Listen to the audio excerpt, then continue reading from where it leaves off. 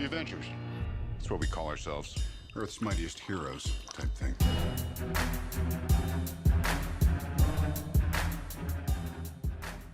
Starting off with the worst at number 23, Thor: The Dark World. Yeah, don't really have much to say about Thor: The Dark World, because what can I say about this film that hasn't already been said? It's easily one of the most lamest films, not just in the MCU alone, it's definitely one of the most lamest superhero films ever made. If there's one good thing I can say about Thor: The Dark World, it was definitely the Thor-Loki relationship. That's like the only saving grace of this entire film. Everything else just absolutely sucked. The entire story of the film sucked. The supporting characters sucked. The laughable chemistry between Thor and Natalie Portman sucked. And especially the villain Malekith sucked. A lot of people always complain about the MCU having crappy villains. Well, Malekith is definitely one of them. Overall, Thor: The Dark World is just incredibly miserable to watch, and I definitely will not be watching it ever again. Number 22, Iron Man 2. If the first Iron Man movie was outstanding, then Iron Man 2 was just the pure opposite because it just lacked all the magic of its predecessor. The problem was there were just so many things going on in this film, especially with it having way too many plot lines and limited action scenes, even having villains like Justin Hammer and Mickey Rourke's Whiplash who were just not that great at all. In the end, it resulted with Iron Man 2 just being a huge bloated mess of a film. Although I do feel like that Iron Man 2 definitely deserves some credit for introducing Don Cheadle as the new Rhodey, who definitely was a huge upgrade from Terrence Howard, and how they did an awesome job by introducing new characters like Scarlett Johansson's Black Widow. While it's far from being a clusterfuck film, it's just downright frustrating to watch because of the fact that it's so overstuffed with so much wasted potential. Number 21, Captain Marvel. If I could describe Captain Marvel in just 2 words, it would be utter disappointment. I really wanted to like this film. I really tried time and time again, but even rewatching it, it still leaves me unimpressed. Unlike most people, I actually like Brie Larson's performance as Captain Marvel. Nick Fury is unequivocally the greatest thing about this entire film, like always, but everything else in this film just came off to be super bland and just very mediocre. The writing was just not that good.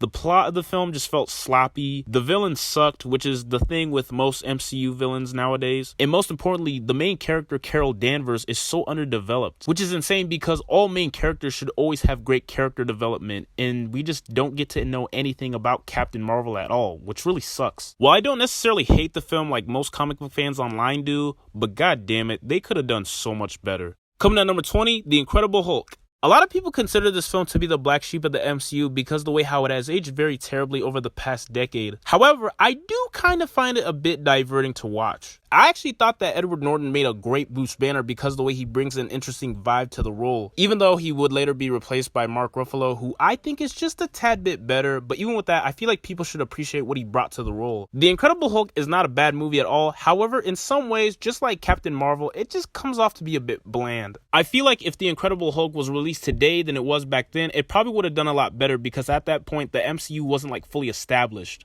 Coming at number 19, Thor. Now, the first Thor movie is no by means a bad film. It introduces Chris Hemsworth as Thor, who does such an excellent job of bringing the character to life as he perfectly embodies the character. Loki's arc was definitely the best thing about this entire film because not only did it humanize his character, it also made him very enthralling as it planted a very small seed for him to become a pure villain. However, where this film falls flat for me was some of the other supporting characters came off to be super bland. The relationship between Thor and Natalie Portman is just as bad as it was in Thor: The Dark World, and the rest of the film just comes off to be super cheesy, especially when it came to the third act. It's not bad, nor is it anything phenomenal, it just feels a little too slow for its own good. Number 18, Ant-Man and the Wasp. Now this film, I think is somewhat of an okay entry in the MCU, but compared to the first Ant-Man film, I just found it to be very underwhelming. While it does have its moments, Paul Rudd still kills it as Ant-Man, the cast is very solid, and the special effects still look pretty damn good. But upon rewatch, I'm just not the biggest fan of it because the movie just has so many incredibly low stakes. But I will say that Ant-Man and the Wasp did such an incredible job by introducing the quantum time travel tunnel, which would form the entire plot of Avengers Endgame in the mid-credit scene. Okay, seriously, don't joke around. Bring me up, let's go. Guys!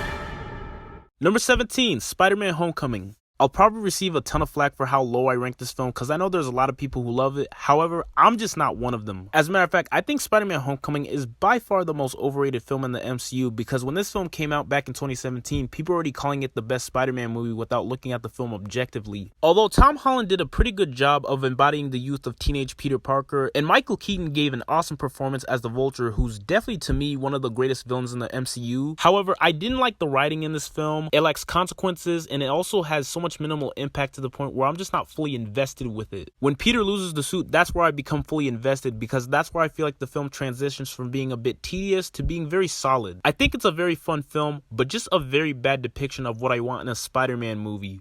Number 16, Iron Man 3.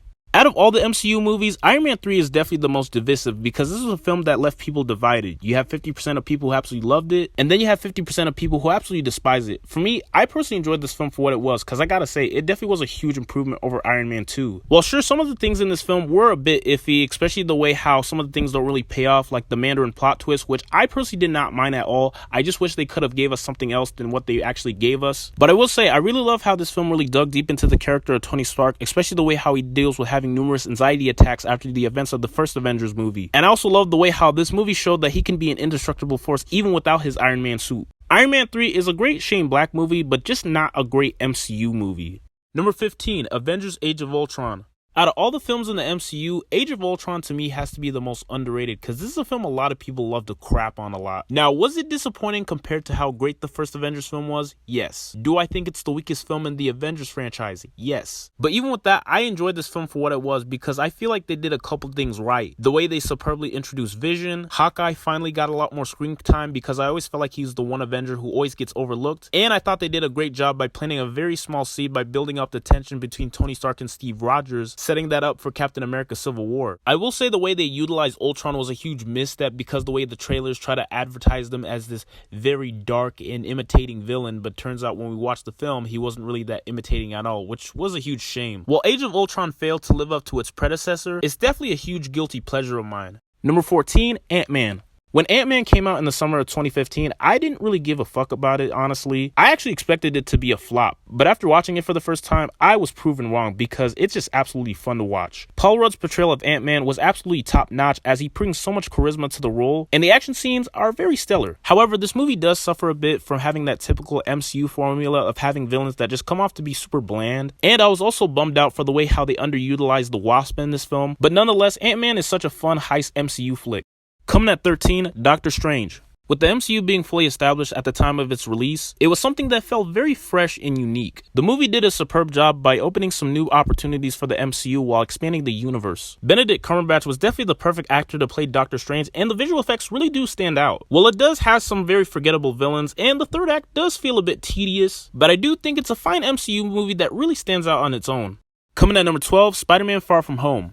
Now, I definitely believe that Spider-Man Far From Home was way more superior than Spider-Man Homecoming in almost every way. The action scenes are spectacular, the humor in this film is spot on, and it also has a great direction for Peter Parker and his hero's journey. And let's not forget about Jake Gyllenhaal's Mysterio, who definitely was the show stealer, especially the way how he tricks everybody into making himself look like a hero even though he's actually a villain. However, the problems that I have with this film is that I feel like they were going a little too overboard with the comedy, the pacing was just a little off, and I also was a bit disappointed that they didn't take full advantage of Mysterio. But even with this problem, I think Far From Home is definitely something worth rewatching. Spider-Man's name is Peter Parker. What the?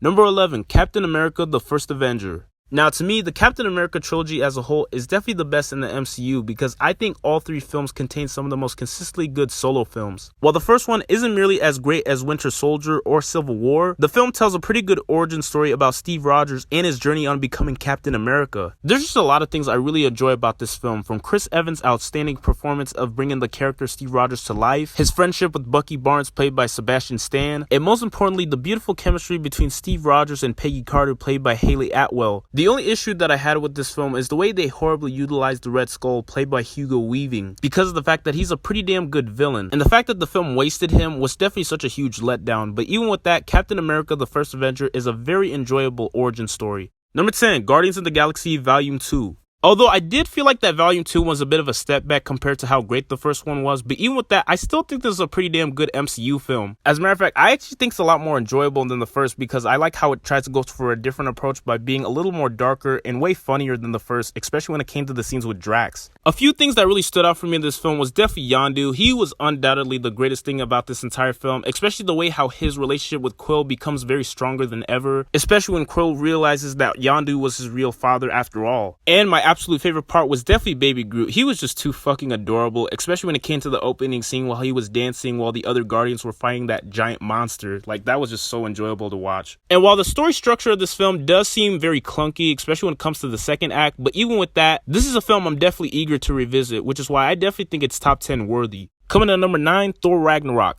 Now, this is probably like the most fun I've ever had watching an MCU movie since like probably the first Guardians of the Galaxy. After the first 2 Thor movies were very lackluster, New Zealand director Taika Waititi would take over as director and gave us a revamped version of Thor by exploring his potential while cutting the whole Shakespearean Lord of the Rings vibe shtick. From start to finish, Thor Ragnarok is such a blast. The comedic timing is top notch, the chemistry between Thor and Hulk is just absolutely outstanding, but not only that, in addition, you also have Tessa Thompson's Valkyrie, who was such a badass character, Grandmaster played by Jeff Goldblum was extremely hilarious, and you even had Hela played by Cate Blanchett, who was such an awesome MCU villain. And while she came off to be a bit simplistic, she made such an effective villain. I do have to knock this film just a little bit for the way how they kind of went too overboard with the comedy. I also feel like a few things just felt a bit rushed, but other than that, Thor Ragnarok is such an exceptional MCU movie. Coming at number 8, Iron Man. The first Iron Man movie is the granddaddy of all MCU movies, the one that pretty much started it all. On paper, this movie should have been a failure, but thanks to director Jon Favreau, the MCU really kicked off on such a high note with this film. But not only that, it also helped rejuvenated Robert Downey Jr.'s acting career after years of dealing with personal demons and substance abuse. Robert Downey Jr. was born to play Iron Man because it's so hard to think of anybody else who could perfectly embody that role with so much charisma. It's just such a fun superhero origin story filled with so many great supporting characters, including Pepper Potts played by Gwyneth Paltrow. I rank Iron Man at number 8 because while it is a phenomenal superhero movie, it also started this trend that MCU villains were weak sauce due to the fact that the actor played by Jeff Bridges was just not that compelling at all, especially when it came to the third act of the film. But besides all that, nearly 12 years later, Iron Man still remains one of the most influential comic book films of all time. Number 7, Black Panther. With this film being directed by Ryan Coogler, Black Panther was such a cultural phenomenon for Marvel movies. After making his impeccable debut in Captain America Civil War, Chadwick Boseman will return as T'Challa to take center stage as Black Panther, along with an exceptional cast of compelling characters while fully exploring the wondrous world of Wakanda. Furthermore, Black Panther also features, in my opinion, the greatest MCU villain in Eric Killmonger played by Michael B. Jordan, because this film really understood the importance of how you should create a complex and very sympathetic villain that you actually care about, especially when it came to looking at the backstory and the understandable motivation of Killmonger. Now, I don't think it's particularly perfect because I do feel like the overuse of the CGI is kind of where the film gets very iffy for me, and I do admit that it was very overhyped. But other than that, Black Panther was such a monumentous achievement within the superhero film genre. Coming at number 6, The Avengers. The Avengers was such a huge risk because of the fact that you're having all these iconic comic book characters into one film and you have to know how to perfectly balance them while telling a cohesive story. Because if this film failed, then the MCU probably would have gone down the drain, but it did the opposite because this film was such a huge miracle, and that was all thanks to Joss Whedon, who did a phenomenal job by turning something that was impossible into something that was possible. Not to mention the fact that this film has such a magnificent villain in Tom Hiddleston's Loki, who's definitely one of the strongest in the MCU. The biggest standout for me was definitely Mark Ruffalo's Hulk because we get to see what he's all about, from just tearing shit apart and just kicking ass everywhere he goes. And oh yeah, let's not forget about the most infamous scene of this entire film. I'm always angry.